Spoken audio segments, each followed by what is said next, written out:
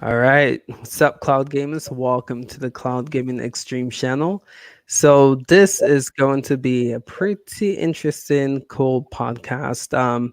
As you guys know, I was on a previous channel called Cloud Gaming X. Still, is part of a brand with the Extreme, but with the Cloud Gaming X channel, if you guys, it was created because I felt personally that there wasn't a lot of people covering Stadia in a positive light. So when I noticed that, I was like, all right, someone needs to do something about this.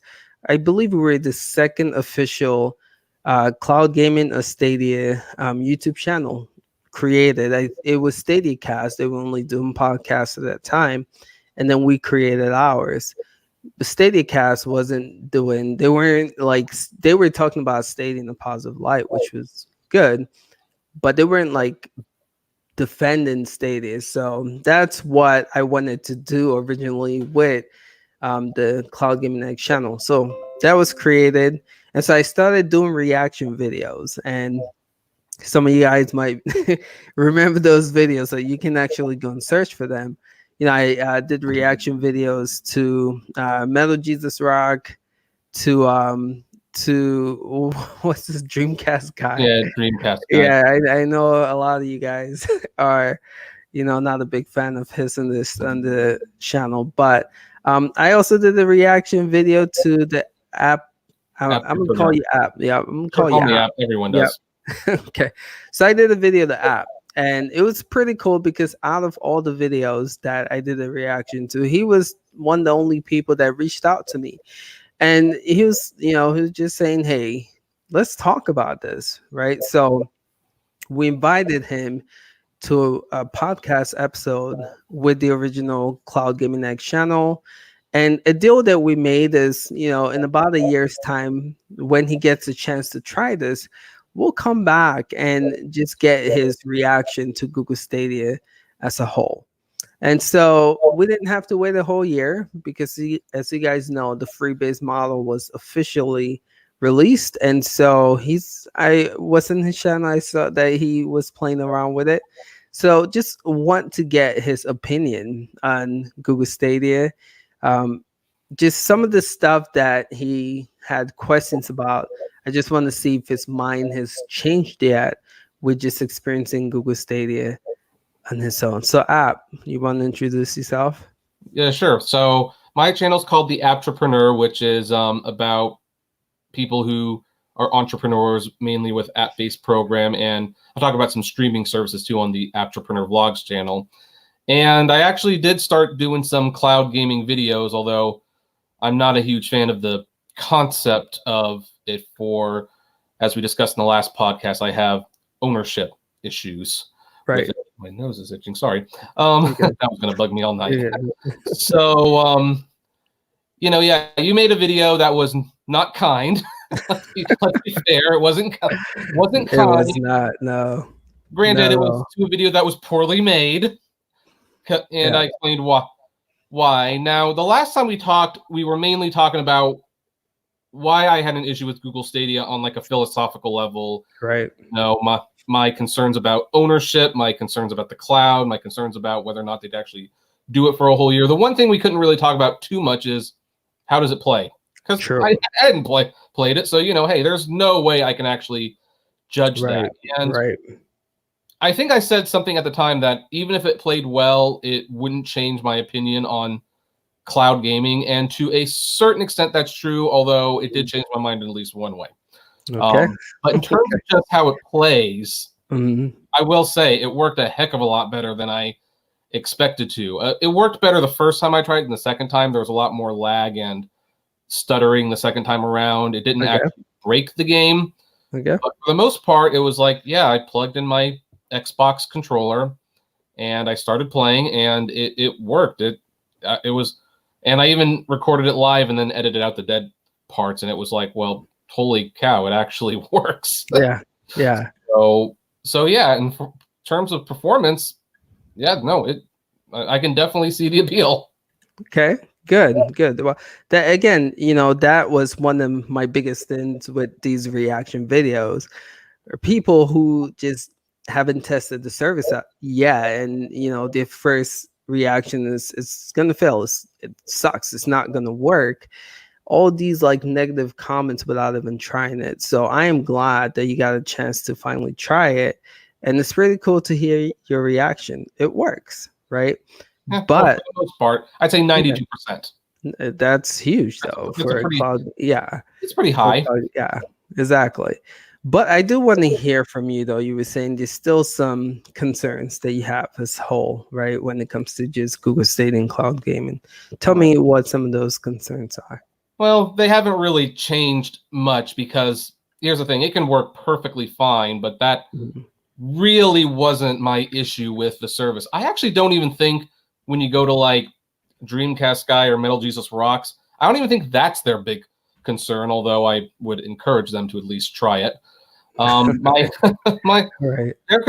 the concern is still ownership and what happens when licenses expire and the high costs of these games for something that you don't get and you can't personally back up. And I feel this way about everything. And in fact, it's interesting because on my other channel, which is called The Failed Journalist, where I talk about movies, I'm doing several videos about how Disney Plus, and I'll explain why this is important, have been censoring their movies and their shorts on the Disney Plus service. They even most famously recently censored Daryl Hannah's caboose, her rear caboose in Splash.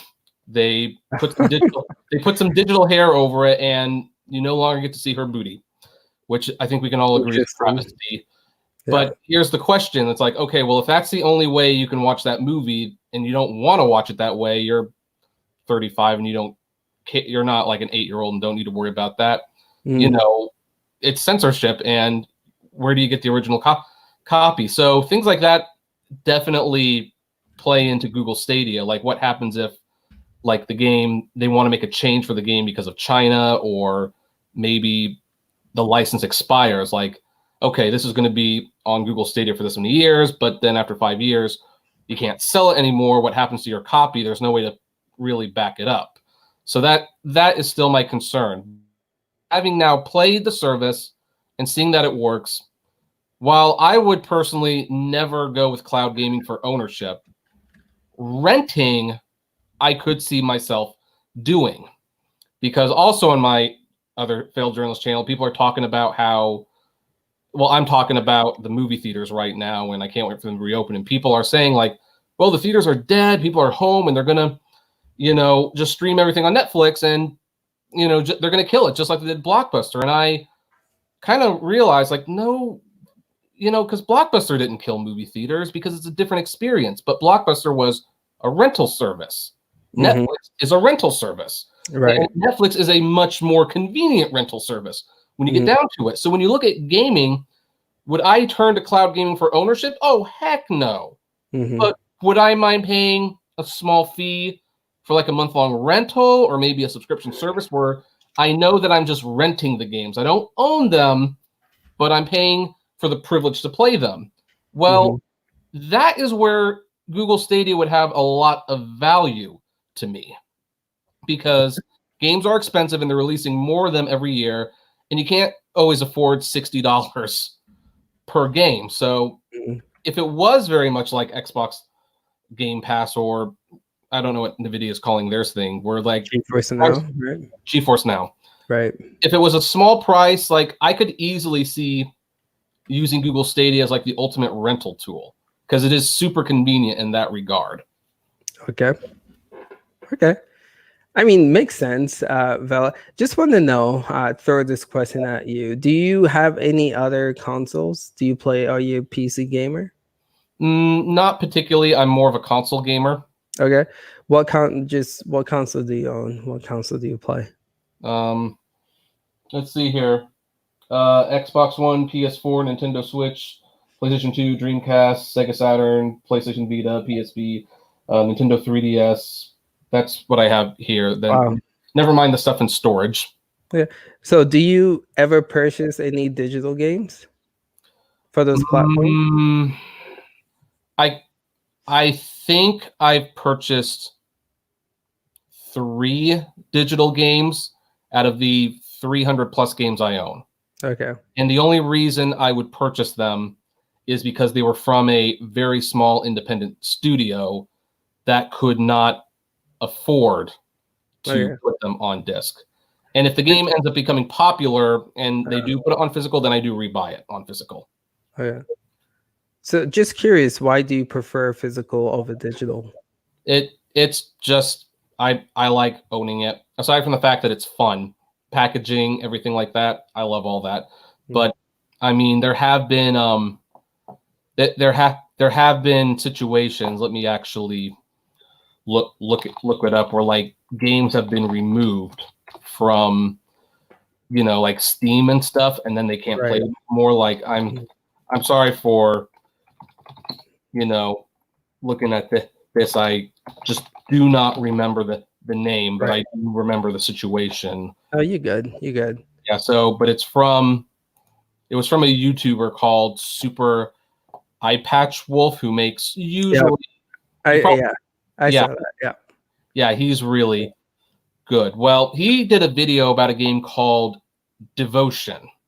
Okay. Which that game looks fantastic, by the way. I'm not typically a horror gamer, but when I was watching that video, it looked fantastic. I was ready to play it.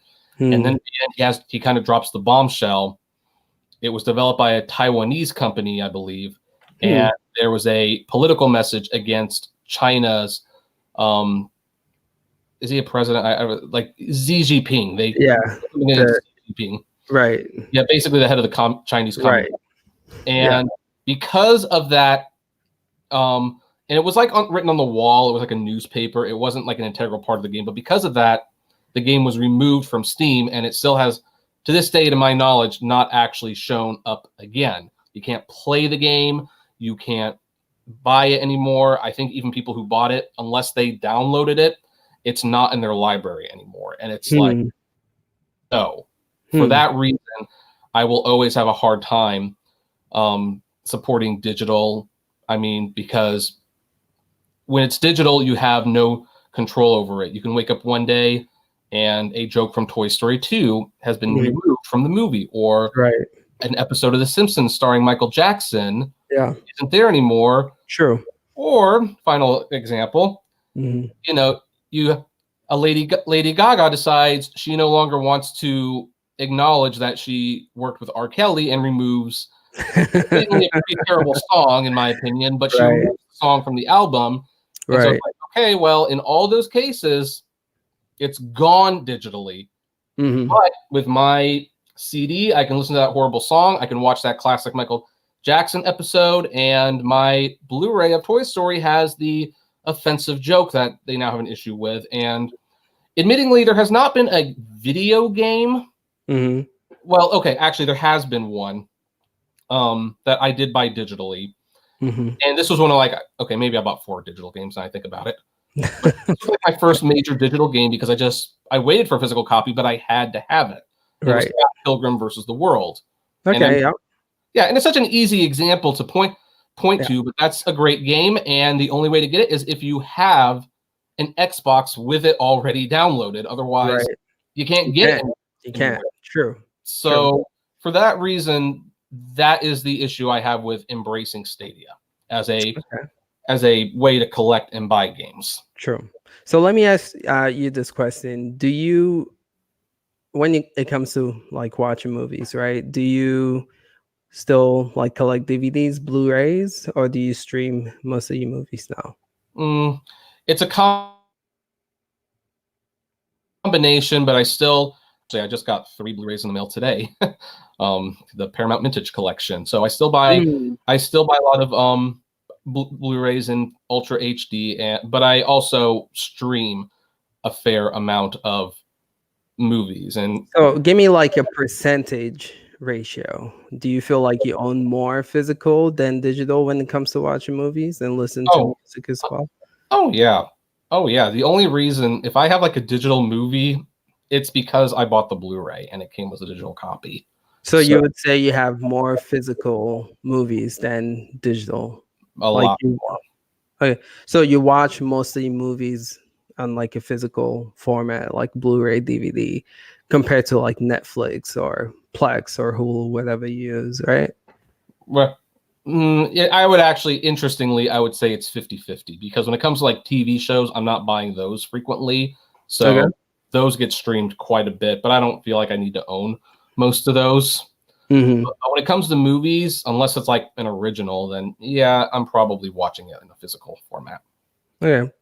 So let's just be real. Let's try to view this like from a real perspective. Think Okay. about like last week. All right. Mhm. We'll just go as far as last week.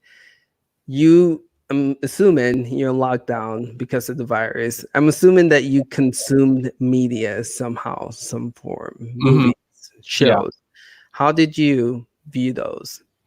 I would, it's funny, like with it last week, I would say it was 90% physical. Interesting. And the reason is because my wife wanted to finally watch Heroes. While Heroes is, I don't know where it's streaming. It's not on Netflix anymore. So I popped out the Blu-rays Okay. and we watched it. And the movies we watched were Criterion Collection. Okay. So, So in that regards, right, I see what you're saying as, it's good to have you physical because right. you can always have access to it Hmm. whenever you want, right? Hmm. Especially being quarantined at home instead of like going out trying to find heroes, you have it. So you can just pop it into your DVD play and play it. Right. Correct? Okay. Yeah. So would you say overall that you're a physical collector? Yes. I would Okay. say overall I'm a physical collector. Okay. So the argument that I made in this reaction videos where I says there were a couple of traits that went along with people who were bashing the service. The first being they were physical collectors. I mean, if you look at Metal Jesus Rocks, if you look at Dreamcast Guy, I mean, you can look back there and you can see all of the collections, right? Oh, yeah. It's They very love impressive. collecting. That's what they do. And Yeah. then the second thing is technology. They just are having a hard time grasping technology. But I think we can X that from you because you've tried it. You see that the tech Hmm. works, Hmm. right? So the second thing then to look at is the collective part of things, right? Hmm. So just want to know from you as a collector, are you threatened that because you just listed a bunch of consoles that you have right there, right? Yeah. Are you concerned that eventually physical is going to take over? I mean, digital is going to take over your collection and all the stuff that you own physically. Well, I mean, that's kind of a yes and no answer. Mm-hmm. Yeah, I do on principle have an issue with that because, again, if digital is the only way to watch or play or listen to things and Mm-hmm. Scott Pilgrim disappears one day and there's absolutely nothing you can do about it, it's like that's kind of like losing a piece of gaming history. A notable piece of gaming history because Scott Pilgrim versus the World is one of the few licensed video games that doesn't completely suck. Right. It was actually one of the best games of the year, and Mhm. we just can't play it anymore. And it's like that's, I mean, it's almost like saying like, hey, like we can't ever watch the bridge on the River Kwai ever again because they didn't take care of the negatives and it disappeared to time. That's digital to me. So in that aspect, I'm feeling threatened by digital. Hmm. Do Okay. I believe digital will completely kill physical? No, if only because it's been time tested and proved that things tend to coexist more than they seem to be defeated. I mean, once in Mhm. a while you'll have like a leap that's just so logical that like for example, VHS to DVD. Well, DVD is so much better in every single way that there's no Mhm. reason to ever go back to VHS. And yet, vinyl and CDs and DVDs and Blu-rays, they're still Mhm. around and they're still multi-billion-dollar businesses. And I don't see that changing anytime soon. Okay. Okay. So do you think Stadia can coexist with consoles and PC right now? I see no reason why it wouldn't, Okay. especially since it's targeting a completely different market when you get down to it. Okay. So if we were then to change like the conversation, instead of Stadia being the future of gaming, Stadia being a platform that coexists with consoles and PC, would that be a decent narrative for you? Yeah, and I think that, yeah, I have no problem with that. Like I said, I've tried it out. I definitely see the appeal. I also, I mean, my biggest thing is always, and this is just everything in my life, whenever something is super convenient, I always have to stop and ask, like, okay, but what do you give up for that convenience? And Okay, good question. sometimes what you give up is too big of a trade-off. Okay. So help me remember, you listed a bunch of consoles. Was the Nintendo Switch one of them? Yes, Nintendo Switch was one of them. Okay, so when it comes to convenience, that's crowned, right, as the convenient king, right? Do you agree with that? Like, are you talking? Yeah, I guess you would, because it's basically a portable, a handheld that you can also play on your PC, not your PC, your TV. Okay. Do you like your Switch? I do like, yeah, I like the Switch. It doesn't Okay. get nearly as much use as the other ones, but you know, for the Nintendo games, it gets a lot of use. Yeah. So what is, you talked about if something's as convenient, right? It has to sacrifice something. So what do you feel personally that the Switch is sacrificing to meet The that Switch sacrifices the graphics and the sound quality. right? And for that matter, you can even tell when the game is compromised, because there's a lot of games, like, for example, one of the NBA 2K games, where it's like they can't even put the whole game on the little cartridge. You have to do a huge download, and of course, if the server ever goes down, then if the game's not installed, can't play it. But like, I've seen Dragon Quest 11 on Switch. I own it on PS4. It looks and sounds a heck of a lot better on PS4. So I decided to get it on PS4 because I don't take the Switch with me too many places, but I could definitely understand the situation.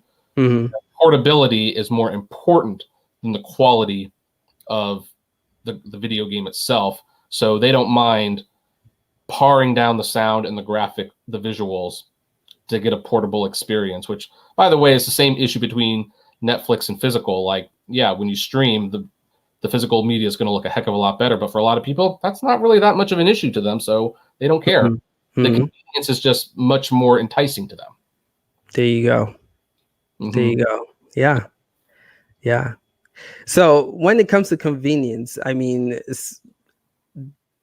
it is true, right? Stuff possibly have to be sacrificed. I think you did a good job explaining with the Switch. Yeah, graphically and sound quality wise, it's probably not going to be on par with stuff that you get from the PS4 and the Xbox One. No. But in this day and age, I feel like people leaning more towards, a convenient platform. I mean, you look at smartphones, right? You see how popular it is when it comes to just mobile gaming, even though there's a lot of free to play title. I mean, mobile gaming right now is killing it, and that's because the convenient fact of being able to play anywhere, right? You look at the Nintendo Switch. I mean, just 3 years in the market, 3.5 years, and it has outsold the Xbox One console. So people, I think, are hungry for convenience. And if you look at cloud gaming, it's like the best of both worlds. It's taken console and mobile gaming and offering something to the consumers, right? So you get in the AAA titles like you would if you own the console, and then you get in the convenience factor of mobile gaming, being able to play it literally anywhere that has a TV screen, right? So you can play it at your home, on your TV, on your laptop, on your tablet, some tablets right now, or you can play it on your mobile phone. With that being said, right, I personally, my take is it's just a matter of time before that catches on and becomes the next big thing in gaming. I mean, if you look at the success of the Switch, it speaks that people are looking for convenience when it comes to playing video games, right?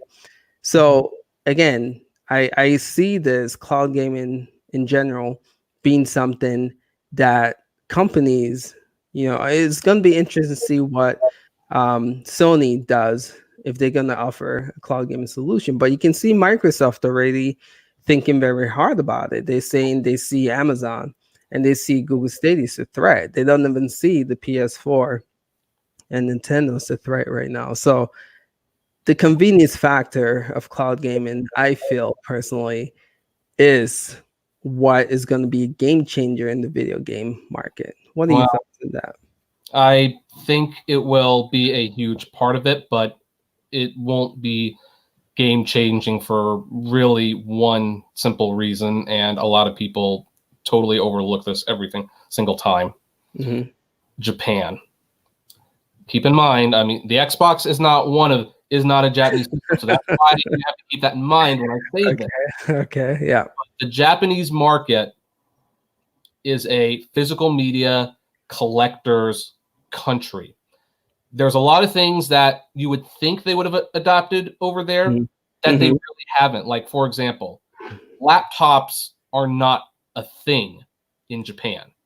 They exist, Mm-hmm. but they're considered electronic typewriters. No Mm-hmm. one uses them as a personal computer. And a lot of houses over there don't have Wi-Fi. So until that actually happens over there, Mm-hmm. and they are notoriously stubborn about changing their ways, which is why they're unfortunately probably going to get hit by this creepy credits in the air a lot harder than we are, because they do not have contingency plans for people working at home and things like that. It's just it never even occurred to them to invest in a potential that someone might have to work from home. It doesn't exist over there.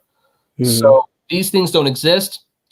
Sony and Nintendo cannot and will not make a system that is digital only. They will always have physical media until Japan adopts it. Now, Microsoft, which is not successful in Japan at all, they do not need to worry about that. Mm-hmm. So they might take the leap a little bit more. I don't, and it's interesting because I actually play my Xbox more than any of them. Mm-hmm. I don't think they have the ability to pull it off, to be honest, because they've tried twice now, and in both cases, they went up in flames in spectacular fashion. The first time, when they were going to do it with the Xbox One, totally blew up in their faces, and then they did the Xbox All Digital Edition, and well, for some reason, they decided to charge more for the digital console than the one with the hard drive in it, which was cheaper. And in both cases, it didn't work out. So, and on a side note, I think the Xbox Series X definitely appears to be gearing themselves to PC gamers, like hardcore PC gamings, because the Xbox Series X is basically a gaming PC. Right. So I don't know exactly how that's going to affect the disc, if you will, because you're right, PC gamers kind of stopped buying discs a long time ago, but console gamers still overwhelmingly buy discs. Yeah.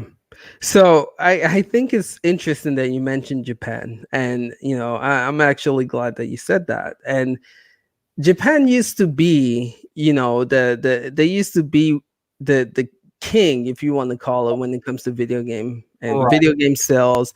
Most of the third party devs came from Japan. You had Capcom, you had Konami with Metal Gear, you had Square Enix, you had all these big companies making AAA titles. That used to be when Japan was great. But if you look at the video game market right now, you'll see that Square Enix is struggling. Yeah, they're still a great company. Shout outs, Final Fantasy VII Remake is dope, but they've been struggling. Final Fantasy 14, or was it 14, wasn't that successful. Dragon Quest, is struggling to sell, right? It does well in Japan, but if you take it out of Japan, it doesn't sell as well. So well, Japanese. I think Dragon Quest XI sold more than 10 million copies, and Final Fantasy XIV definitely sold a lot more when they remade the game and made it good. So I'm a big Square Enix fan, so I just gotta throw that out there. Yeah, no, appreciate that. When I was looking at the numbers, I've read several articles that, and they were saying that Dragon Quest is not selling as well as it used to, right? And Final Fantasy series, right, used to sell more when Square Enix, when Japan was the big dogs when it comes to just video games in general. What I'm saying is, in today's age, they are struggling to meet the numbers that they used to meet previously. Is that accurate or not? I think it's a little misleading. In the sense that they're still selling about the same amount of games they are. Here's the difference. Okay. Games got a lot bigger in America. Like Absolutely. 20 years ago, Japan was where all the gamers were, and America was like an afterthought. Now it's reversed. Right. America is where you sell most of your games. Right. And Japan's an afterthought. That said, Sony and Nintendo still, in a sense, provide the gatekeepers. They provide the technology, and they will not change the technology to not suit their home country. So let me ask you this question, right? Just being real. Okay. 5 to 10 years down the line, video game market, do you see Sony and Nintendo still being the king, the top dogs in the video game market? Well, that's hard to say because we so rarely have new competitors. Like, it's not like, and most new competitors fail when the few times we do get them. Like, Microsoft is a rare example of a new competitor that came around and stuck around, but only because they had the money to basically wait an entire generation. Bingo. Fail. Bingo. But, but on the other hand, Microsoft has a much better track record of keeping things around even when they don't make money, whereas Google doesn't. Throwing it out there, we're being real. Okay. Just so you know, Microsoft has failed products as well. They've just done okay. Yeah, they do make products that fail. Windows MP right. was like taking something that loved but and breaking it. The reason I ask this question is because, again, you're so focused on Nintendo, right? Just going back to what you said about Nintendo, you're saying that Nintendo is a country that only embraces physical. They embrace more physical than digital. I didn't say they embrace only physical, but I just said more physical than digital. Okay. And so I'm guessing your argument is that a company like Google Stadia is not going to succeed because it's a digital platform. I didn't say they would never succeed, but it's a huge challenge to at least get in Japan. I can see Google Stadia being successful here. I don't see it successful over there. But okay. But does that really matter? It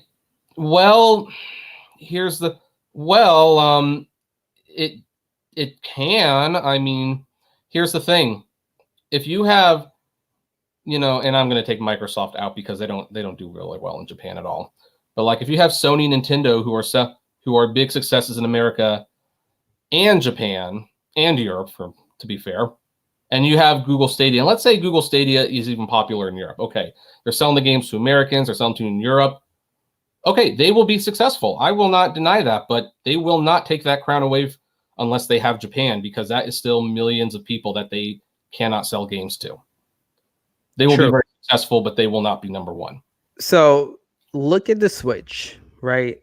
Mm-hmm. Something that you've seen with the Switch is companies come where a platform is successful. You've seen Switch get AAA ports, right? Mm-hmm. Can you imagine if the Switch was not a hot item? Do you think we'll be seeing AAA ports, games like The Witcher 3 being made on the Nintendo Switch? Oh, no, because we saw it not happen on the Wii U. Okay. So the argument I'm trying to make here is we're looking at Google Stadia base. It just released. That's why you're playing it right now, right?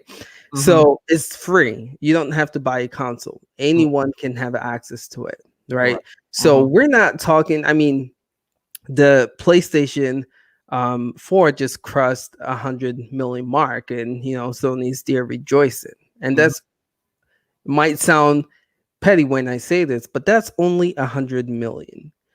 With Yeah. the potential of Stadia being free, right? You look at Google Stadia's top apps, they've all crossed the 1 billion mark, right? You Right. look at Google Maps, cross 1 billion. You look at Google Search, 1 billion. Stadia being free, and why those apps are crossing 1 billion is because they're free. Anyone can download it. So Stadia being free, it's only a matter of time, maybe a year, maybe two, before it is a 1 billion mark service as well. So if a company sees, again, just common business, and if a company sees that these a billion people available to make a game for compared to 30-40 million that the Switch has right now, I think there'll be more. They'll approach that company more to create a game for them, right? So again, those Japanese companies, if they see that 1 billion number, I personally, I feel like the mind is going to change to bring those games to Google Stadia. And if the attach rate is the same, if they see that people are actually purchasing games in Stadia, it's only a matter of time before they shift to Google Stadia. Well, You don't think so? well, I think we need to first wait for it to be even, let's be frank, a minor success before we can say it's just a matter of time. The potential is there. Mm-hmm. I won't deny that. And I mean, it is like it is like that thing like oh, there's like how many billions of cell phones are there in the world? Like, let's say there's 8 billion cell phones in the world. I know it smartphones. I know it's probably Right. higher than that, but Right. it's like, you see a number like that, and then, a former DreamWorks CEO decides, hey, you know what? That's a market that's really not being Tapped addressed. Let's into? make Yeah. something for phones, Mm-hmm. that is convenient, and it's only a matter of time before people realize this is the future. And they launch Quibi, and for the first week, hey, you see almost 2 million downloads, and it's like, great, we're on our way. And then you see it drop off significantly. So it's like, I think we need to, yeah, the potential's there. And by the So way, he's being given away for like 90 days for free. so here's the deal. And you mentioned this about Microsoft. The difference between Quibi, never even used that, but again, you see them advertising everywhere. The difference between Quibi and a company like Microsoft or Amazon or Google is that the Quibi probably has, they probably have the money to push that, but not enough, not as much as these three top companies. And you said it yourself, the only reason Microsoft is still in the game after the Xbox One not doing as hot as it's supposed to is because they had the money to keep pouring at it. Google is one of those trillion-dollar companies, and trust me, they see the potential of video game. They see the connection that it has with YouTube, which is a service that they love, and they want it to be able to compete with Amazon and Twitch, right? So they are going to invest heavily Well, they in this will platform. invest heavily, but then the name of the game is still, at some point, you've got to make money. I mean, Disney's got money to make a flop movie and still turn it into a franchise. Like, they can stick with it, but it's like, well, look, John Carter didn't do very well, so look, we True, can definitely write that off, but we're true, not making another one. true. So I So don't know we anyone who's using we Stadia. we can call the Xbox One a flop. But then Microsoft picked things up with the Xbox 360. We Mhm. can call the Xbox One X not the most successful console for Microsoft, but it's actually generating them income, It right? is. So they are not losing money on even though it's not selling as well as the PS4, the Nintendo Switch, it's Right. still generating them some profit. Mhm. Personally, I feel like that's all Google needs to see. And this being a free service is just a matter of time. All they personally, I feel like all they have to do is just get decent amount of games on there. Like you said, you've tried it yourself. You see that it works, right? So say come next gen with the PS5 and the Xbox Series X coming out this year. Let me say, for instance, I don't know, give me a AAA third party. Let's say the new Call of Duty is coming out on all these platforms. You have it coming out for Stadia. You Mm-hmm. have it coming out for $500 Xbox One X Series X console. You have it coming out for $450 to $500 PS4 console, and then you have it coming to Stadia for free. Mm-hmm. Isn't that enticing for you, knowing that you don't have to actually pay that $500 to actually play Call of Duty? You Mm. actually can play that for free on Google Stadia, and the performance will just be close to what you get in with next gen consoles. Now, when you say free, does this mean like I pay $10 a month? I'm saying you don't have to buy a console. Mm. So something to realize, this is a free base Stadia model, right? And then there is a pro membership right now. Mm-hmm. So right now, what you have, right? You went with the free, you testing out the pro for 2 months, right? And if you don't continue, then they drop you to a Right. free base model, Mm-hmm. right? Right. So that free base model is what I'm talking about. And So and with I can that, buy the game for the and exactly. So all you would have to do is buy Call of Duty for $60, and then you have access to play that game and do on I any screen. and do I find that personally attractive? I'm saying when you compare it to next gen coming up, I'm trying to set this up right to show you where cloud gaming is going and why personally I feel like they're going to be successful, Okay. right? We have next gen coming this year. I'm just saying if you present Call of Duty, like just a random person you meet, right? Say, hey, I have a $500 console PS4 here. I have a $500 Xbox Series X console here, and I have a free console for you. But you can get all these three games on all three consoles. Which would you rather choose? Just give them that option. What do you think they'll pick? And if the performance is as close to what they'll be getting on the Xbox One and the PS4 or Xbox. See, that's I could see for like the casual person, it Mhm. would be enticing to just buy it on Stadia, but and not have to pay the $500 base price. I wouldn't do that. I will always, but again, philosophical difference. Right. At the same time, I still don't know because Stadia has it's not really much of an argument. It's not a success yet. And everyone was freaking about how Trolls World Tour was going to like change theatrical distribution. And when it got released, even though people are stuck in the house, they're like, $20 is a lot of money for just a stream. And so I think people are cheap. I think the average person may do it, but it's I don't know. I don't know for certain. I think they'd be much more likely to do it if it was a subscription model. What do you mean by that? Like if it's like you pay $15-$20 a month and then you can just stream the games. I think under that case, Stadia becomes a major player in terms of like if you actually ask people to buy things. I mean, because that's the thing. Video gamers are like comic book readers. They love, for the most part, the act of buying the game. And that's why digital never killed comics. And that's why digital's been slow to it's growing more than the digital comics, I will admit, but it's been slow to take over. I don't and the thing is I don't believe in inevitability because I think there's just going to be enough people where they're going to coexist. There's always going to be one that's doing better than the other, but go away. Okay.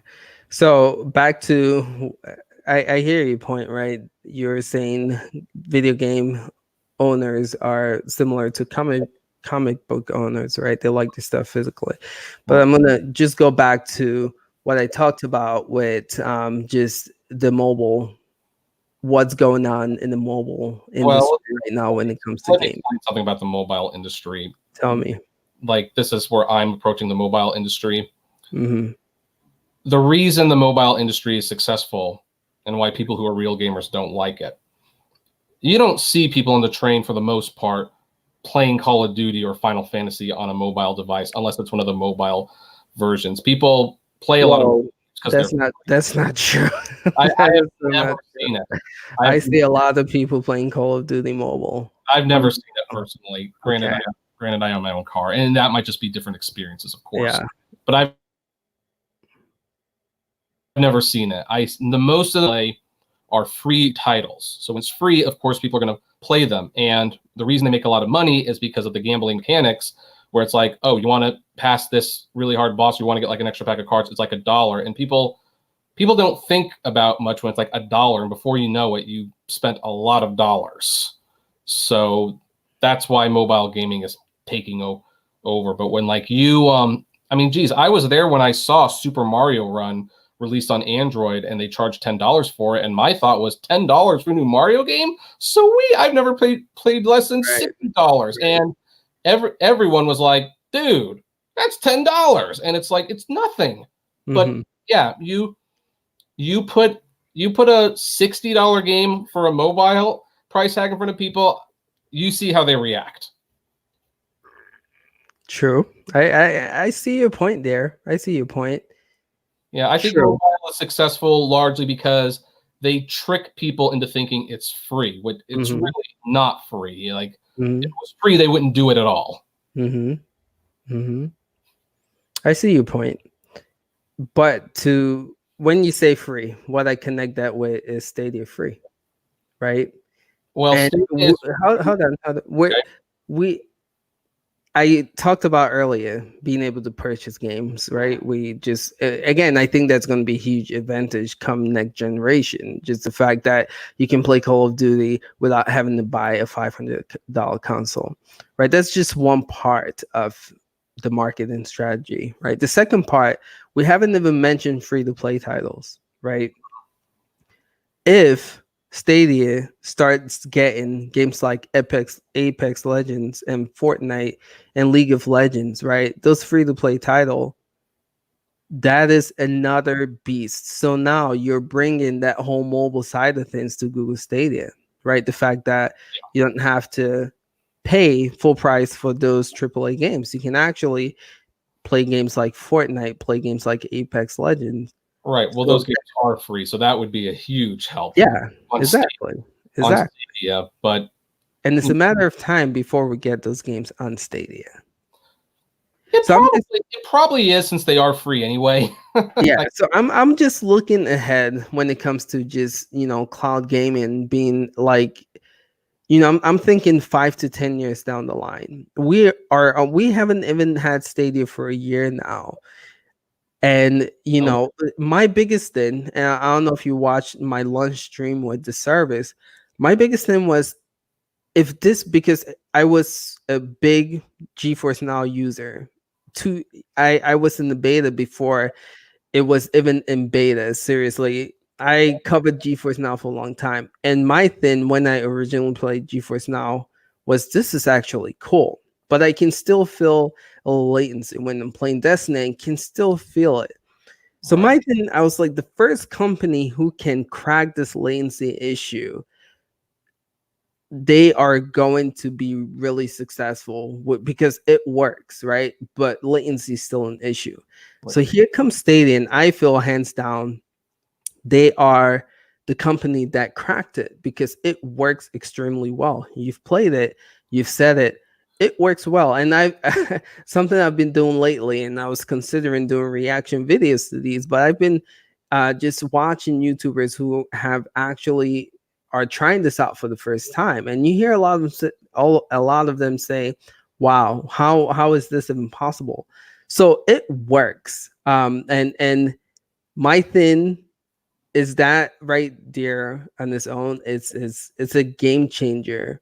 And going forward, I'm like losing my train of thought, but going forward, I think that's going to be what changes things in this video game market, right? Again, someone can get a PS4, some PS5, Xbox Series X, and get Stadia. And the fact that the performance is going to be similar to what they experience in with those consoles.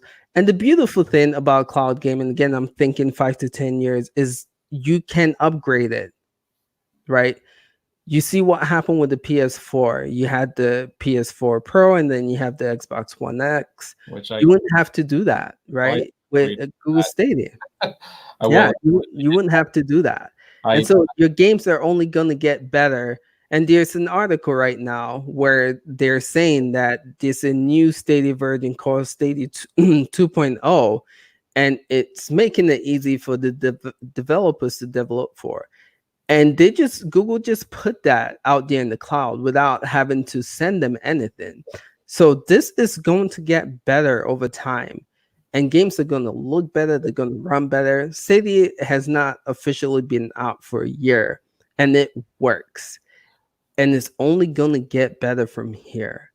And so my thing is 5 to 10 years down the line, with the money that Google's going to be pumping into the service, with it being free and reaching a lot of people, I feel like devs are going to start being attracted to that. Google's going to be pumping money. I mean, they just purchased major, first party studios. They're working on titles. This in about 5 years, we'll get like a Breath of the Wild type exclusive game for the platform. So this, I mean, the service works, and that's the biggest thing right now. It's only going to get better from here on out, which I think is pretty cool. Well, if assuming the sales are ever, and hey, like I said, for everyone, I actually think the world would be better with a combination of both. Absolutely. Yeah. I'm not. I mean, I am of course not a fan of the idea that it would completely entirely fearful of that, but because history has proven that this can coexist. But again, the 5 to 10 years thing, yeah, who knows what's going to be in 5 to 10 years, but we still need Google Stadia to be a hit at for some point. I mean, they are giving away for free, and I looked at the numbers, and actually, I know someone who's from Google, and I said, so how's the Google Stadia Pro doing now that it's free for 2 months? And he said, frankly, not impressive. Definitely better, but not impressive. And yeah. I don't know what that means exactly because he doesn't want to give me that information, but it's like they were hoping for that to make like a much bigger dent. Like, we're going to give it away for 2 months free. They were hoping that was going to make a bigger dent than it actually did. Okay. I mean, good point, and I hear what you're saying, but realistically, right, Google hasn't even started pushing the free base model. Oh, no, and I will agree that it's too early to write it off. I mean, exactly. It just became available to the public, like 2 weeks ago? And you haven't seen any commercial. People are not even aware that only us, like enthusiasts, like the normal general public people, they don't even know it's free yet. And we have this whole coronavirus thing going on right now. Mm-hmm. I can see when marketing starts ramping up, when people start becoming aware of the situation, that this is going to take off. Well, for your case, I hope you're right.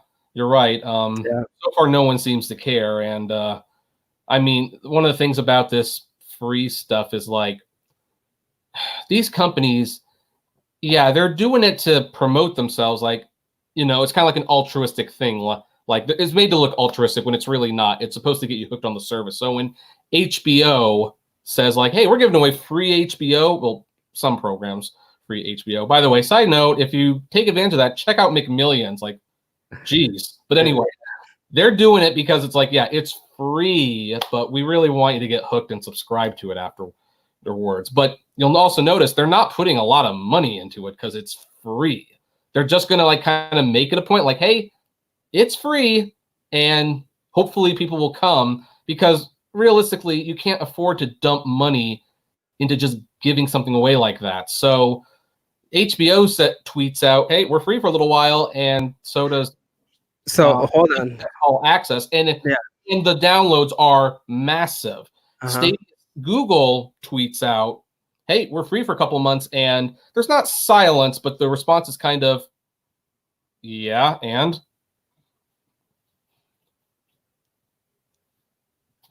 Keep going. Are you done? That's the point. That's the point. Google Stadia said, hey, we're free for a couple of months, and people's reaction was kind of like, meh, I don't care. Yeah. Okay. So you done? Yeah. Okay. So again, my thing is just hearing you talk about the free base model is actually pretty interesting, because what I'm taking out of what you're saying is that Google is offering Stadia for free, as in like Stadia has, not been successful. So in order to meet the success, I'm going to offer it for free. No, that's actually not what I'm saying. I'm saying Okay. carefully calculated marketing strategy. People are stuck indoors, so what better way to hook people than to give it away for free? But hold on. They are not giving it away for free. The original plan was them to have two models, right? The original plan was for them to have a pro subscription and the free base model. They announced that the free base model was going to be released spring of 2020, around this time. And we were all, if you watch our videos here with the Stadia community, we were all aware that this was going to be released very soon, because again, they said it was going to be around springtime. So that was the original plan. They're not just saying you guys are stuck at home, so we're going to offer this for free. And marketing wise, that's kind of what they marketed it as. Yes, they did say that. Yeah, I mean, marketing. true. But they've announced this for the longest time that the free base model was going to come out. So again, we here know that Google really sucks with communication and marketing. And again, that kind of, they shot themselves in the foot with that one. But realistically, the whole plan all along was for them to have a free base model coming out. But how many average people knew that was always the plan? It doesn't change the fact that the average consumer didn't seem to care when they announced that Stadia Pro was going to be free for a couple months. The fact that there was always supposed to free model coming actually has really no bearing on the fact that they sold it as a promotion, and people responded was a collective. So here's the deal. When it comes to, I took my undergrad, I did business in it, right? So I took some marketing courses, some, economic courses. And in order for you to launch a product, right, the biggest thing is marketing, right? You spend millions and millions of dollars marketing your product so people can be aware of what you're trying to sell to them, right? I still feel like Stadia is in beta, right? With the pro version, I feel like they were testing things out. With the free base, I believe that is the true Google Stadia console. And it's pretty interesting because now they have officially changed the name to call the free base just Stadia, and then you have the pro. So this free base model is the official Google Stadia console, if you want to call it that. Google hasn't even started marketing Stadia yet. So yeah, they might announce it. People are like, what the hell is Stadia? What is it? No one knows what it is, right?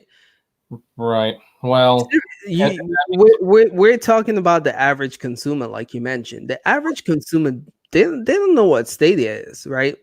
So the biggest games right now are not in Stadia, right? So truly, Google has nothing to really market or advertise right now to get people excited or to get people to know what Stadia is. But now the free base model is out. Now that games are going to start coming, I mean, we got Doom Eternal, right? It'll be great to see some really big AAA titles, like I've mentioned. But once those games start hitting this platform, once Google start marketing and pushing the free base more, you're going to see people become more aware of the service, and they're going to know what that's something that Google, again, we talked about. They have the money to make this successful if they want. They have the money to keep advertising, to push the hell out of this platform. And I think in time we're going to see that. Well, and they have the they have the money to make it a success. Whether they have the will, which I think they do, in They all do. fairness. I mean, you don't buy game studios for Exactly. Multiple. no reason. But then on the other hand, I remember Create Microsoft was going to get into streaming original content, and they trotted out Steven Spielberg and everything, and they basically made a Halo TV series, and it tanked, and they were kind of like, yeah, okay, I guess we're not. Actually, Yahoo did the same thing when they brought back Community. Now I think about it, Yeah. you know, it's sometimes all it takes is one costly flop. And I will also like to amend my little thing where it's like, I think people would have cared about free Stadia Pro a lot more if there was like just a free game. It meant you got to play a couple free games that you just had to play, because why are people signing up for CBS All Access, even though frankly nobody likes it?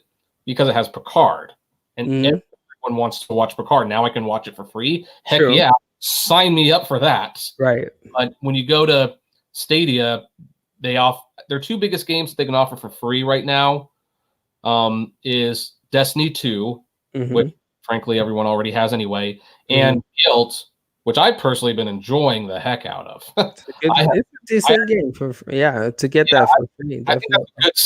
I think it's a good start, because I like the types of games. But most people, you know, that's a game that I will admit appeals to a very specific audience. True. Very specific audience. Right. So even when I live stream on my channel, I mean, I'm doing it because it's like I kind of like the idea. Admittingly, streaming games on Google Stadia, and this might actually make me buy a game here or there, is far more. Say that again. Say that again. Like, you actually going to buy a game for Stadia? Is convenient enough where I might buy a game or two. Oh, snap. If I want to stream that certain game to my audience. Okay.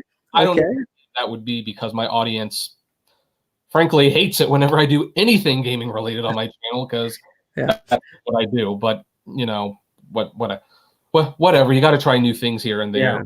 But yeah, when I was playing Guild, kind of like, what the heck is this? Yeah, I was actually going to suggest you should just start another channel dedicated to gaming.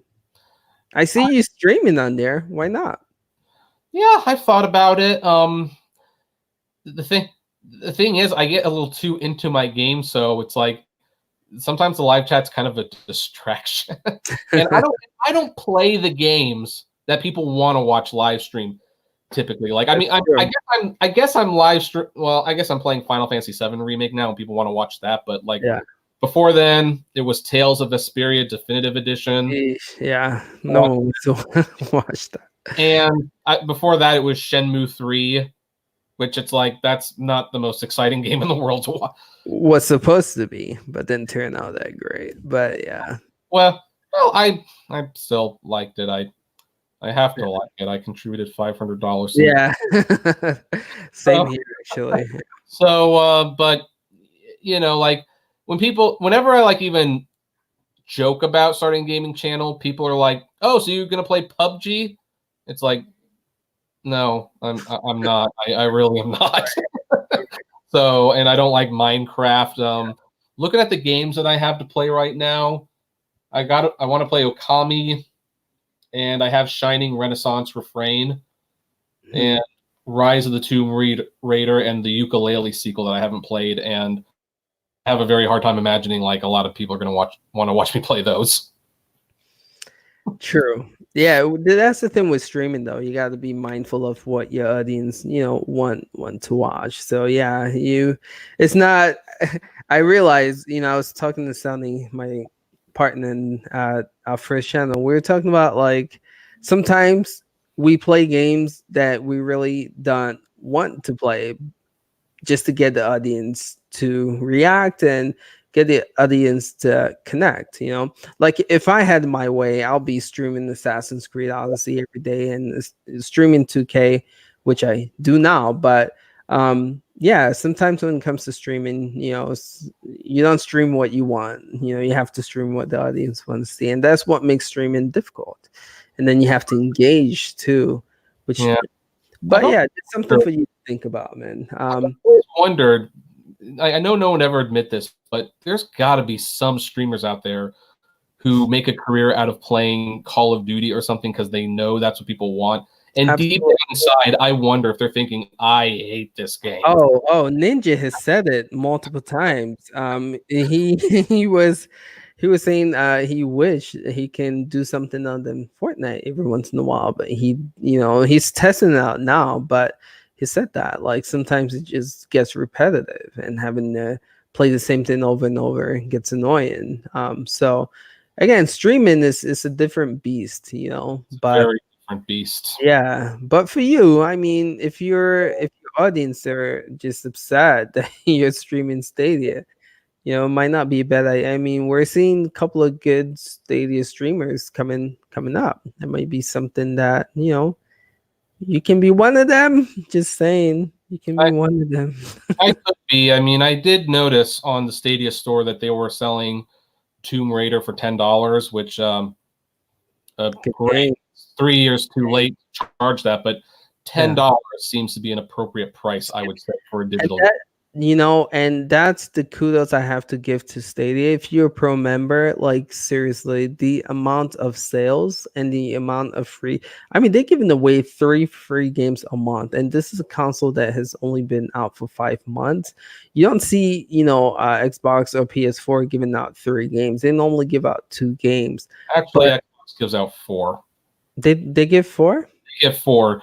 Two games for the. Well, sometimes about current gen. Between 3 and 4. Current gen, yeah. They give 2 current gen, and then they mix it up with oldies from what I'm aware of. But I have Xbox right now, and from what I remember, what did we get? We got we have Project Cars 2, which is current gen. Okay. And we have Knights of Pen and Paper, which is current gen. It's not a particularly fancy looking game, but it's current gen. And then you have Fable Anniversary and Toy Box Turbos, which were Xbox 360 games. So that's 4 games. Yeah, but it's 2 current and then 2 old school. That's what they normally do. And PS again gives 2. But all I'm saying is Stadia, they give 3. These are, well, with a subscription, they're free. So same thing that Stadia does.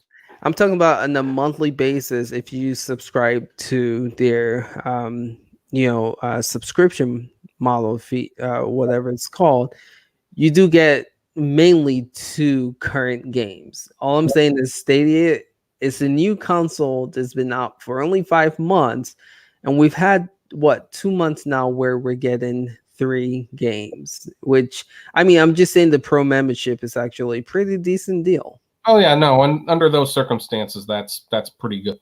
That's pretty good, and impressive because it is. You're right, as you said, new. I'm just my point is everyone's giving away 3 games for the most part. So all right, I mean, yeah, and it just depends. It depends what you want to play. Like, I mean, those 3 games, regardless of what system it's on, doesn't mean anything if you don't want them anyway. We got Guild. I mean, you're playing Guild now. That's a game that some people paid what, 40, 35, $40 for about 2 months ago. That it's 4 months ago, and you're getting that for free. We got Metro Exodus for free. I mean, Grid that just came out 2-3 months ago. You getting for free in the pro membership. Is that racing game? Yeah, you should have that for free. Yeah. Oh, that's right. That was one of the ones that I tested. It's a shame I'm not very good at racing games, but yeah, no, I did get that one for free.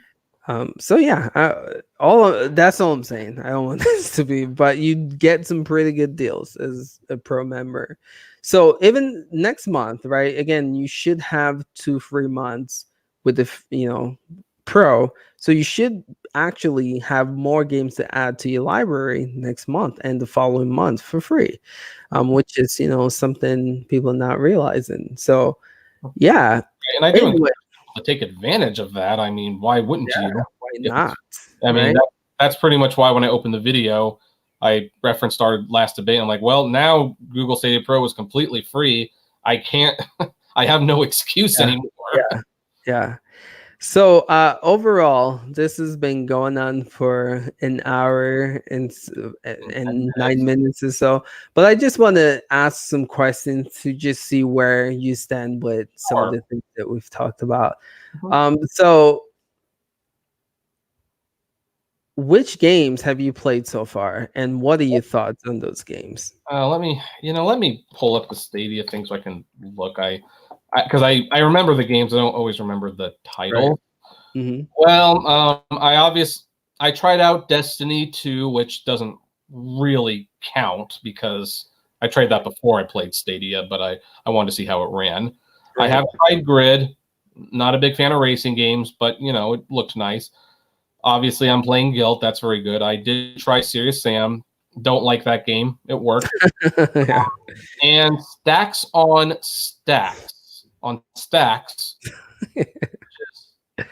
interesting. Mhm. I'll give them that. I have Right. not tried Spitlings yet. I haven't tried Steam World Dig 2 yet. I haven't Good. tried Jumper. I haven't tried the other Steam World. I will try all of these games Okay. for this the subscription is over. But Right. those are the tried. I've just been enjoying Guilt so much. Guilt That's is again, I was blown away when they made that a free game. Like that is a good get for sure. that's Yeah. like that's one of those situations where it's like this is way way too good to be free. It was kind of Yeah. like I kind of had the same reaction when I was playing Ori and the Will-O-Wisps on Game Yeah.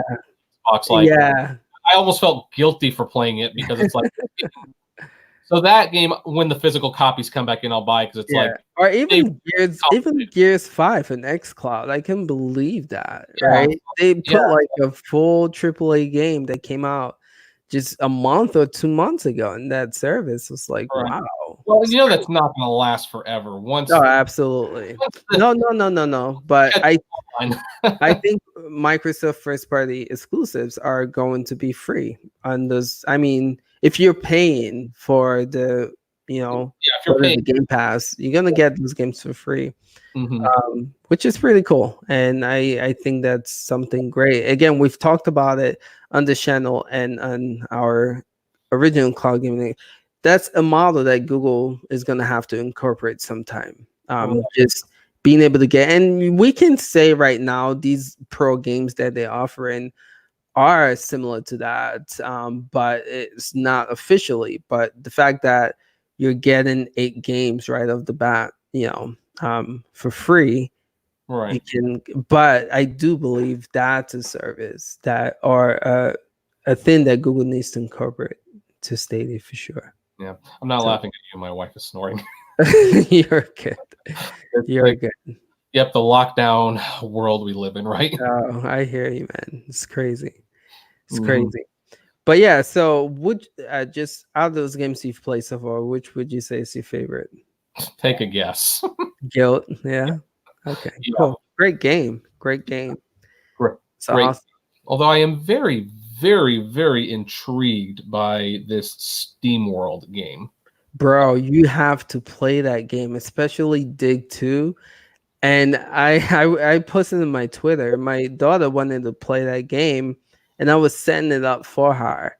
And I seriously became hooked. Like I didn't want to give her the controller. I played that game for an hour plus. Just it's such a great game, and Mm. it's free. So check it out, man. Okay. It's not a bad game. Great. Now, is there any games that you're looking forward to play on this on Google Stadium? Mm, no. Well, again, it's a yes and no answer because it's like the answer is well, yeah, there are games I'm looking forward to playing on Google Stadia, but they're also coming out on other systems. So, Okay, like, I mean, if there's any like exclusive Stadia games right. to think of, the answer, frankly, is no. Okay, okay. But we don't know too many exclusive So Stadia games, so we do not know too yeah, many, so that could very, very right, we change. It's just right. right now. It's like well, look, I'm looking at. I've been like knee deep in working on my Quibi video review, which I know no one's going to watch it, but I'm having fun making it, and people have been asking me like, so what do you think? It's like anything you're looking forward to watching. It's like No. No, it's an interesting concept, but am I looking forward to any of the shows that are coming out? No. So Yeah. What is that show with the Game of Thrones girl? Survive, and Yeah, that's not good. I it, thought it got some really, pretty good ratings. the problem with bite-sized media like that is it doesn't get set up the way like a conventional show or movie does. They almost have to rush into what it's about, and honestly, the only one that has been like excellent is hashtag free Ravon, I think it is. Oh yeah, I heard that. That's the only one that actually started out like, okay, you hooked me, it's interesting, and you're doing a good, and it has Lawrence Fishburne, so you know that goes a long way. True. Anyway, let's get back to the Stadia question. Yeah. No one's watching this for that. You're good. All right, so cool. So last question about what we talked about previously in our other interview. You mentioned that when you made your official video that I reacted to, you mentioned out of Apple Arcade, out of Google Stadia, out of xCloud, you viewed xCloud as your platform of choice, right?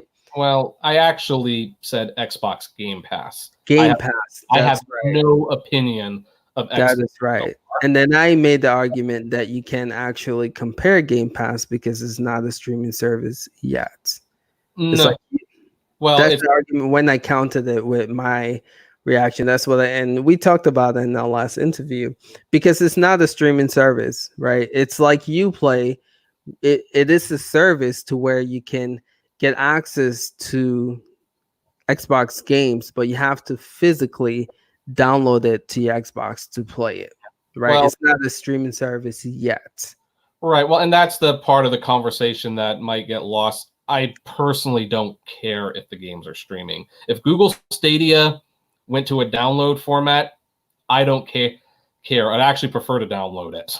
Yeah, you said that. I remember that. Okay. Anyway, just want to throw that. Personally, I don't feel like it's a fair comparison, but it's whatever. I see a Uplay comparison to that as a better comparison because again, same service to where Ubisoft puts all the games on the platform and you can download it by paying a service, monthly service.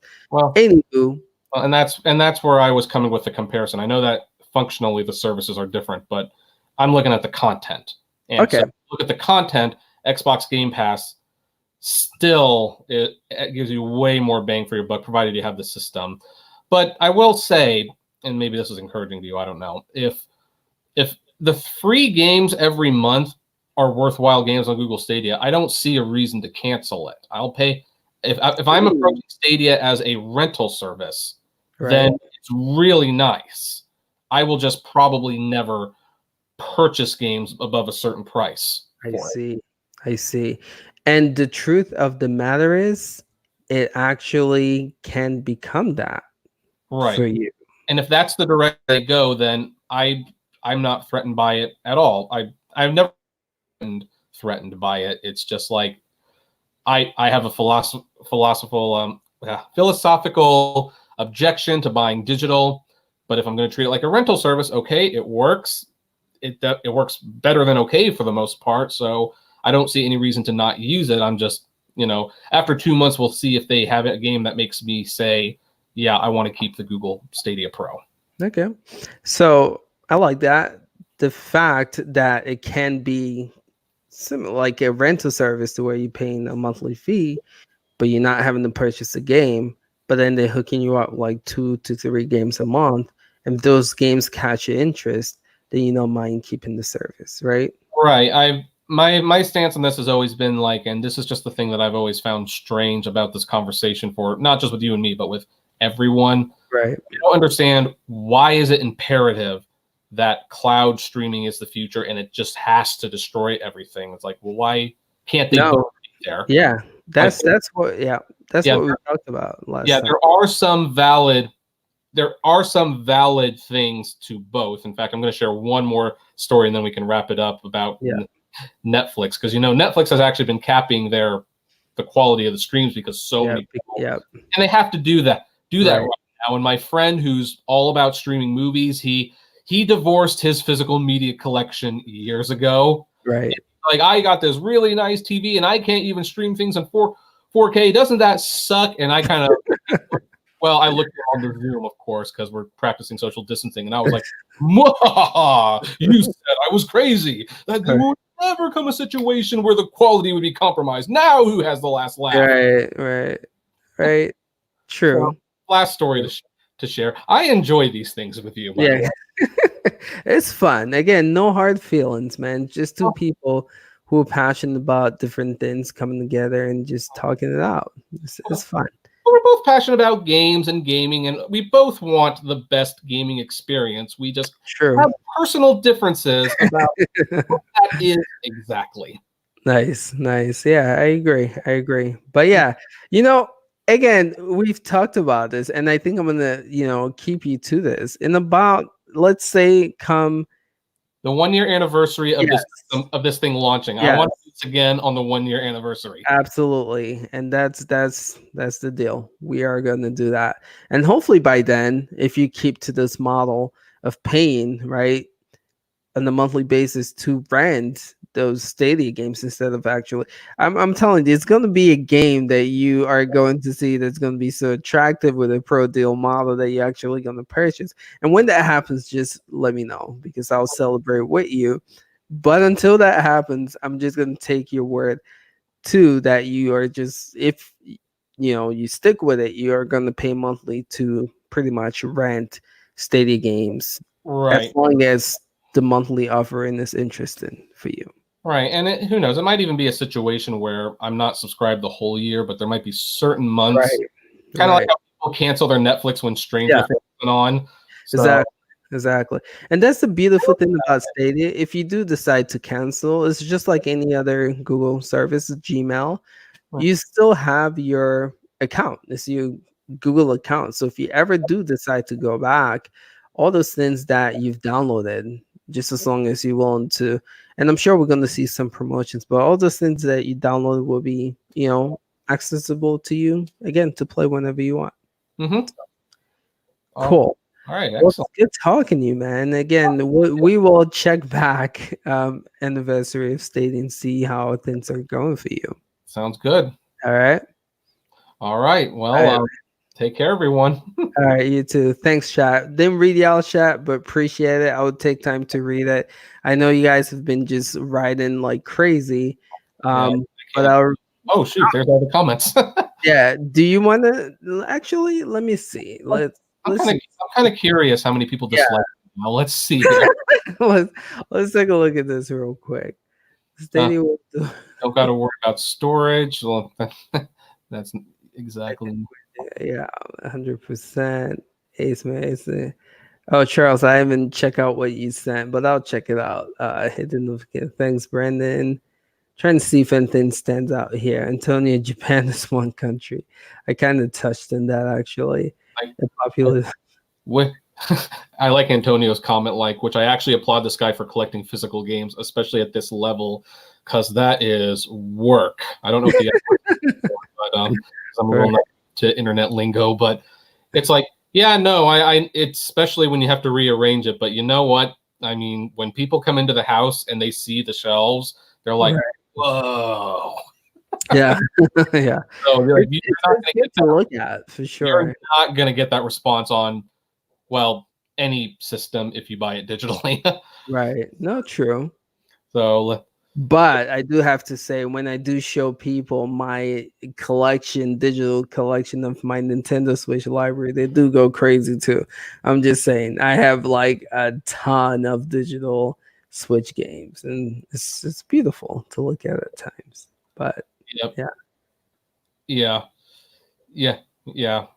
and that is Sony Nintendo's problem, the Japan problem. No, I agree. Google and Microsoft certainly are not worried about Japan so much, but it is a factor that, it's always going to be that thing. Like if these companies, there's like a big major country that they can't sell, and that's always going to be right. they're in. So I think they definitely want to get in there.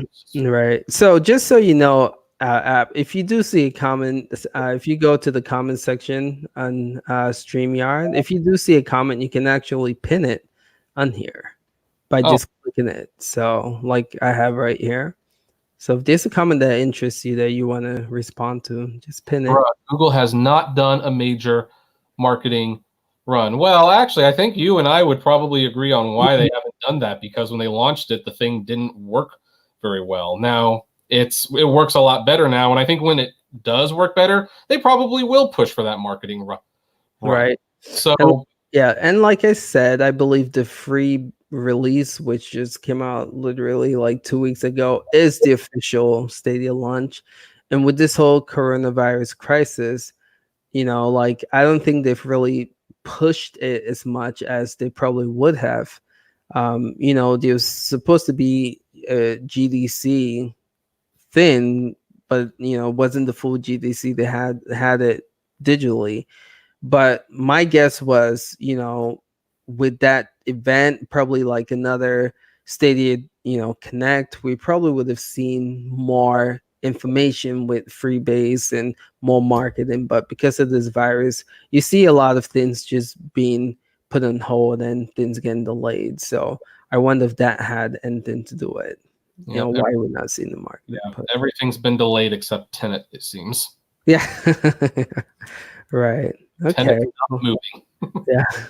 I believe Google State is going to disrupt. Yeah, it's going to be quite interesting for sure. Moses, I hear that they could potentially disrupt the dominance, but will they be number one? That's my question. Not that they need to be number one. I actually find it interesting that a lot of people say like, oh, they're not number one. It's like, who cares? There's number 2 or 3. Like most people would love to be in that. Right. True. So here we go. Recommendation from Charles. He says, try Lost Word. I know this game is not a free game right now, but that's actually a pretty decent game. If it ever does go and sell, I think it's like $10 right now. But if it ever does go and sell, you should check that game out. It's pretty cool. Spitlink's another good game too. Lost games. So I'm kind of looking that up. Well, that's just I'll look it up. I'll look it up later. Are you big on like the Division 2 Ubisoft games like Ghost Recon, the Division 2? I used to be, but honestly, I don't like too many shooters. My favorite Tom Clancy game was actually the Splinter Cell series. I still don't understand why they don't bring that back. A lot of people have been asking and requesting for it. Because what Ubisoft does and Activision and EA does this as well is they have a hit game and then they have a yearly release until nobody wants to play it. True. Let's see. At the moment, xCloud is not a good experience, but surely. Have you tried xCloud at all yet? No, but I'll give them this much credit. They're not pretending it's a final product right now. Yeah, true. But I haven't tried it yet. You can, right? I'm more curious to try it after Stadia. So, and that does raise an interesting question. What if I really like xCloud? Like, at that point, my love affair with Stadia, unless there's some exclusive game, pretty much over. I'm curious. Something I'll tell you right off the bat. You're gonna notice a huge difference when it comes to latency. Everyone I've talked to who've tried it will tell you that same thing. And I know because no one. Yeah, it's honestly bad. Like they have more games on xCloud, but I don't play them because it's just not an enjoyable experience. Just being real, the latency kills it for me. I mean, Gears 5 is on there, great game, but I'd rather play it on my PC than play it on xCloud just for that reason alone. But test it out. Let me know what your thoughts are. It's free, right? It doesn't hurt. I'm really liking this stream. I might have to use this StreamYard. Is it? It's pretty cool, right? It is very cool. Pretty cool. Yeah, I like it. Stadia creator by the name of Chase. He has a YouTube channel called Stadia Talk. He was one of the first people to start using this, and I was like, "Whoa!" I used to use OBS, and it's just a headache sometimes. This works really well. I really like it. And it's free. They have a free base model. No, I actually kind of wish I'd known about this for my interview today. Like we could have actually pinned comments and stuff like That's that. true. That's true.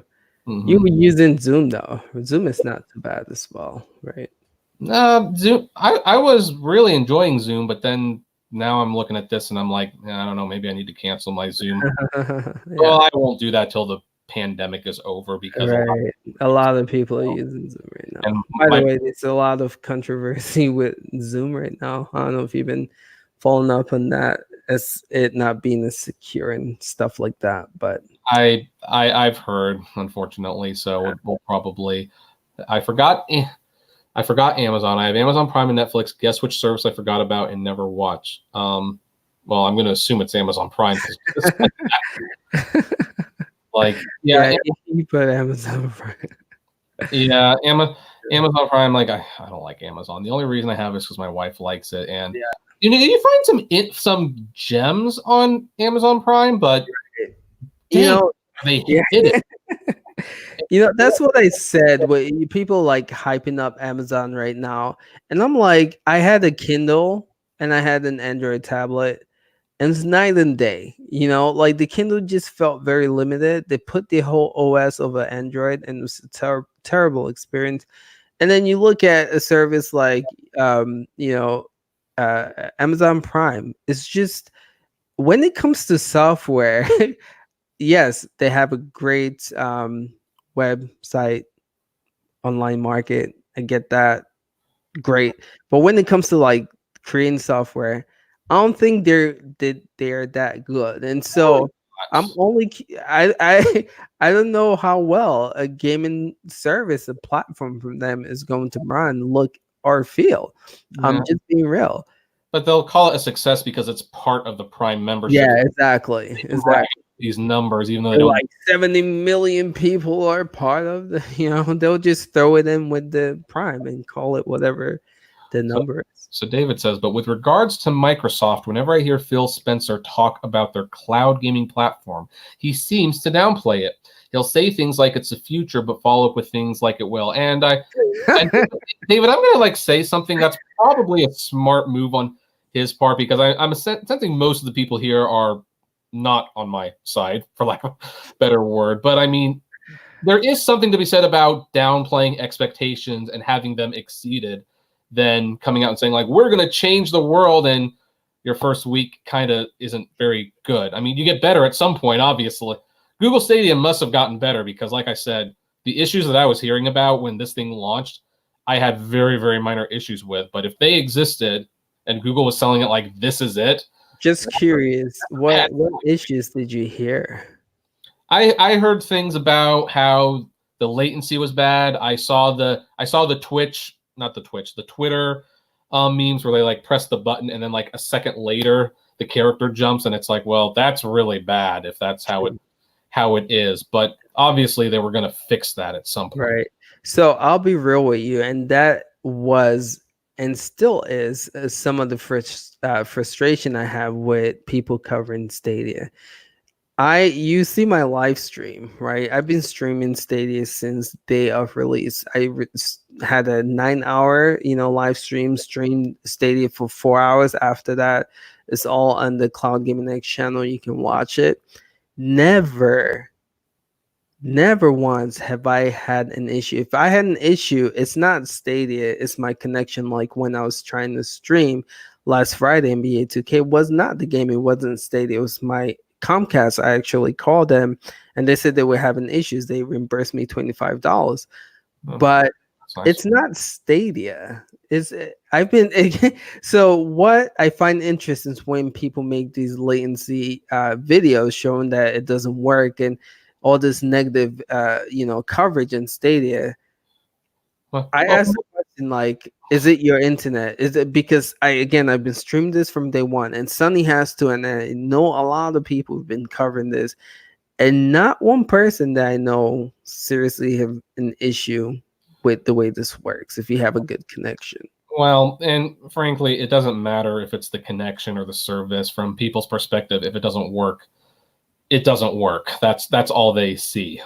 Yeah, true. But my thing is, The YouTubers should know better. I'll say that. yeah, exactly. Thank you. You should not like, because that's then their word on the platform. Oh, and what's interesting is they'll put a great title to it, like Stadia sucks, and the thumbnail. I mean, they paint that narrative like it's bad, don't touch it, you know. But the truth of the matter is, it probably is not Stadia. It's probably your connection.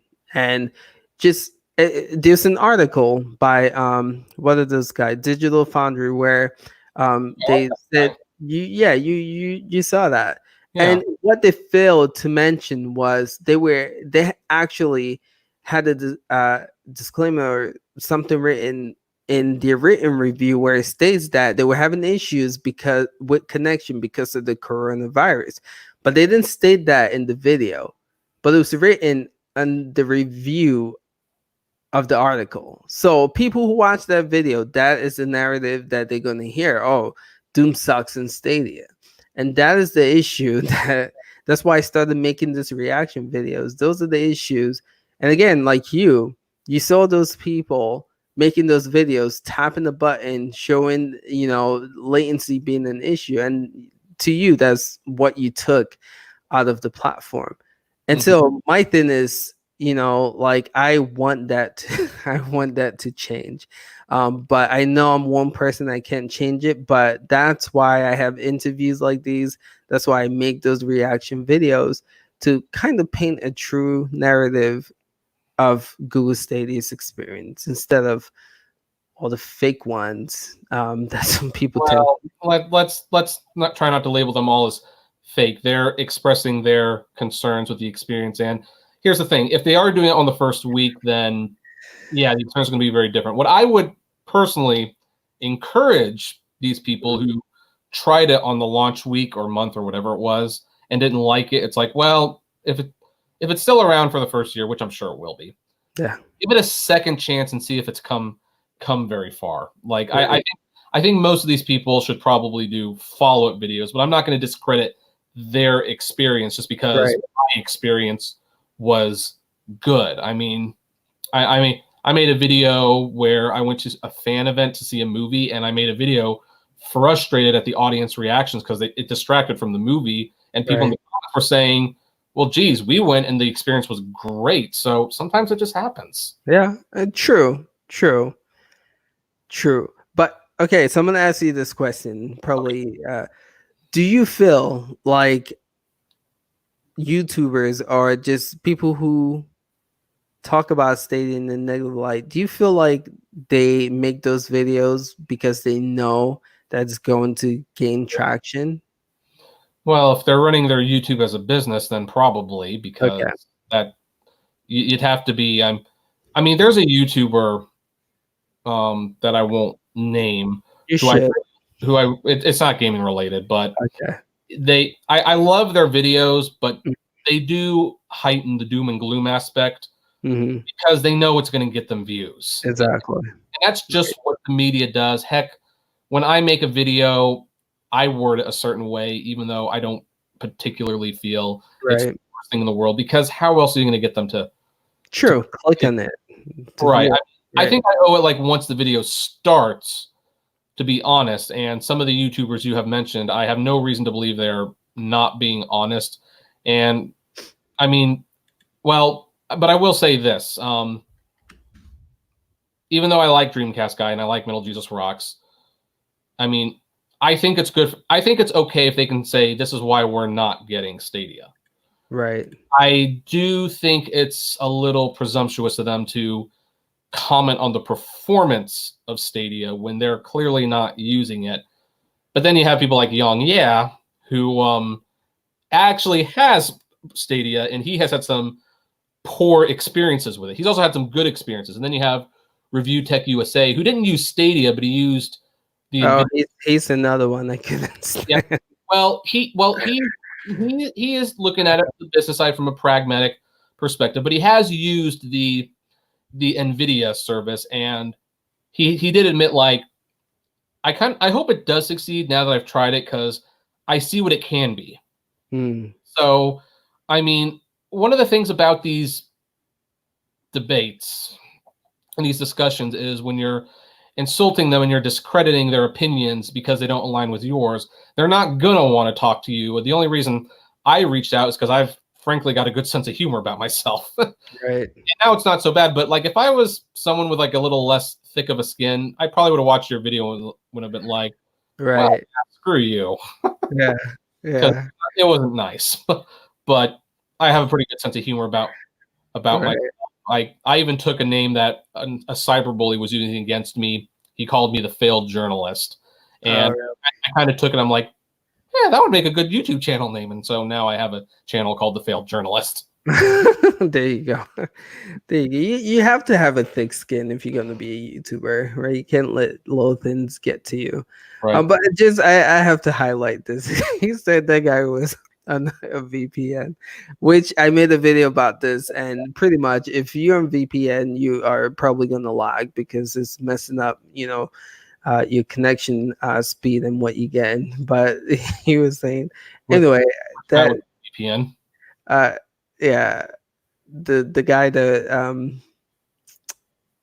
who I think we mentioned that was trying Stadia or whatever. I don't know. That just made me laugh. I don't know why, but let's move on. So where are you, Victor? Where is that post? So Victor stated that Google just started advertising on the web page. And as you can see right here, this is Google's web page. And right there at the bottom, says, Oh. thank you for staying home. Enjoyed 2 video games for free with Stadia Pro. Oh, well. So they have started, it looks like. That's good. I'm kind of surprised it took them so long. Yeah. That's Well, like that's really cool to see. the website in the world. Why wouldn't you take advantage of it? So great. Let's see. Again, stuff like this is what I'm talking about. We're going to start seeing more consistent and more frequent from Google. This is cool. This is only going to push Google Stadia to more people. So yeah, cool. All right. So anything else that stands out to you in the chat? In the comments, let's see here. The only one that I find kind of funny is Charles says 2 words: lifetime console. We don't pay a dime on upgrades.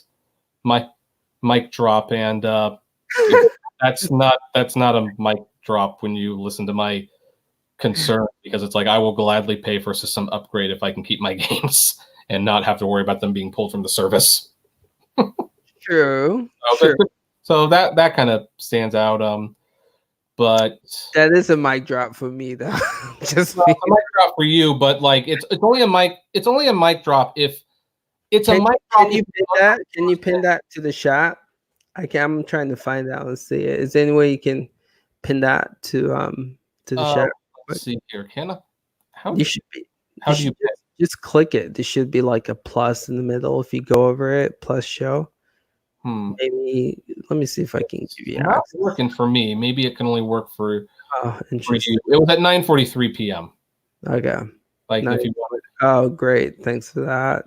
Mic drops only work when like the other person is like, whoa, like, yeah, that's a good point. Like for me, it's like that's an advantage for some people, but if you're like me and you're concerned about something, that's not really a thought. Like, it's not even a factor, to be perfectly frank. So it's I mean, hey, if you I will not lie. I mean, like one of my friends who he's not a Stadia owner, but he has Xbox Games Pass, and like, they can put it on the PC. So he's like, yeah, I'm probably not going to get the next Xbox because I'll just subscribe to their service. It's like $10 a month. Yeah, I don't even have to buy like a game system, and I'll save a lot of money. I'm like, well, you do realize like after 5 years, that's almost the price of a game console.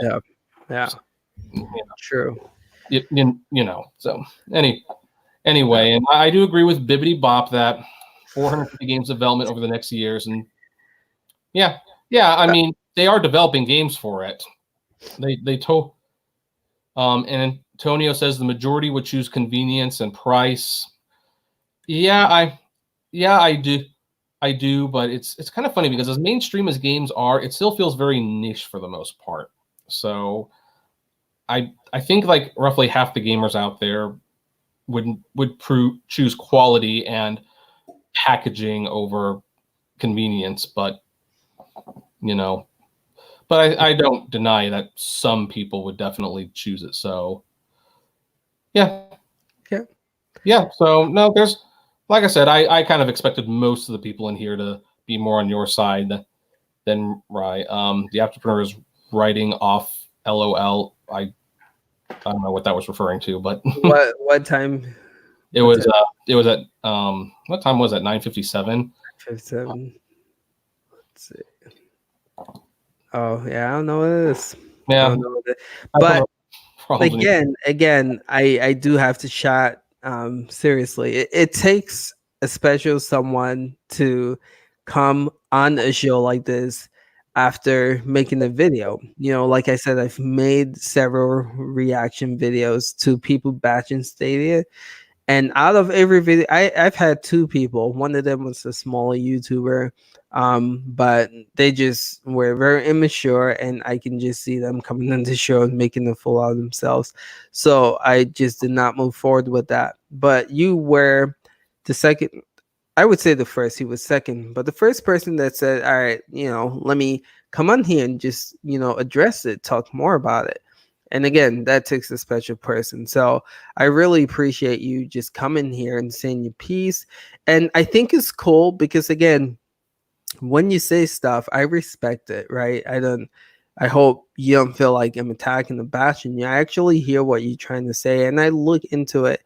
And I think the relationship goes both ways to where when I say or when we say something, you actually take into consideration and you try. I mean, you're trying state and you are enjoying it, which is really cool to see. And so again, I appreciate you just, taking time to come here. Again, it takes a special someone to do that. So thanks again. Right. Yeah, no, and I like the debate as long as it's good natured and it's respectful. Right. And I mean, we interrupt each other sometimes, but for the most part, I think we've got a good repertoire going. Like, I mean, again, the common ground is that we love games. I think the bigger thing is we want more games. And I think that's kind of what I want Stadia to be. I want Stadia to be one more thing so that we get more great games, because I do know that if Stadia wants to keep my business, they will need to have some games part of the pro subscription that I find worth playing. Right. Hey, if they make those games, then I win. Mm-hmm. I don't lose if they make games that I want to play and the format I have to play them in. I do think everyone loses if there's not an archive system where people can actually physically own those games, because we're still talking about Scott Pilgrim years later. But I'm not really afraid of that. I just think I think they can all coexist, and that's perfectly fine. I also haven't checked out what this has done to my bandwidth, but I know I got at least a letter from. Are you serious already? No, Spectrum sent out a letter. Okay. That said that they were removing data caps for the time being. Yeah. So if there is another conversation to be had about this, because bandwidth is an issue and we didn't really get into it because I felt that was one topic too far.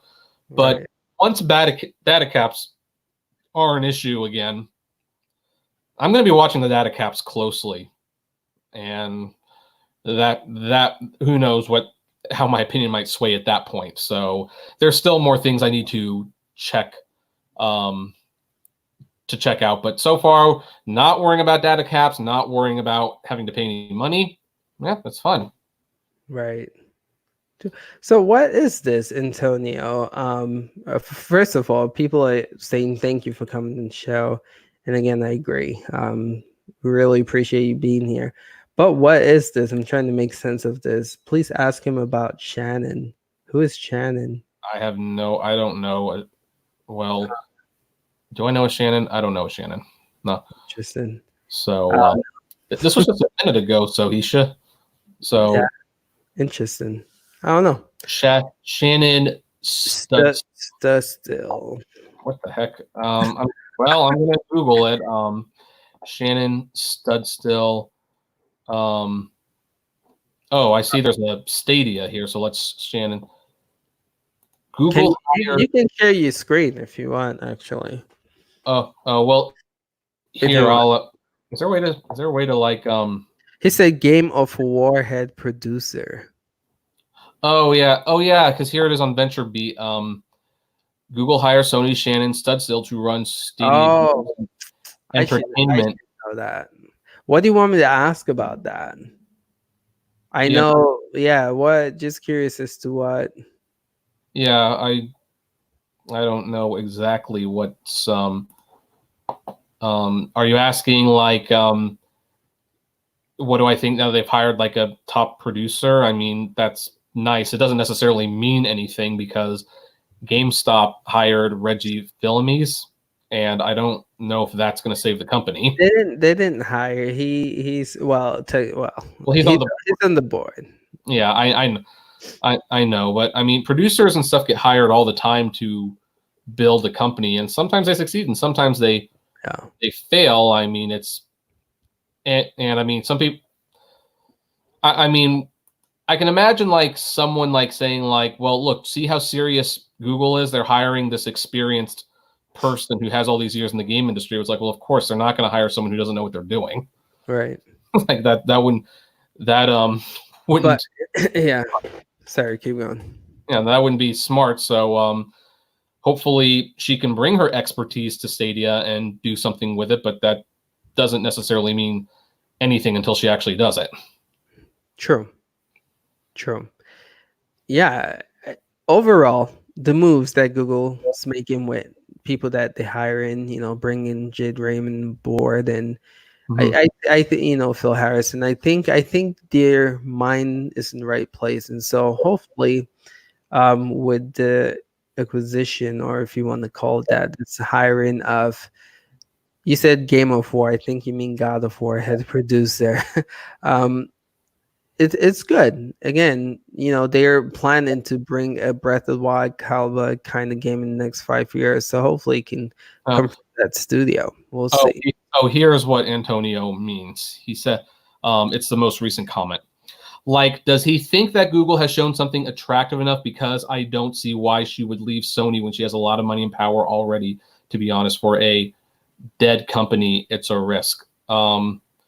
So can I say something real quick about that? Go ahead. You tackle this one first. So personally, I've said this multiple times.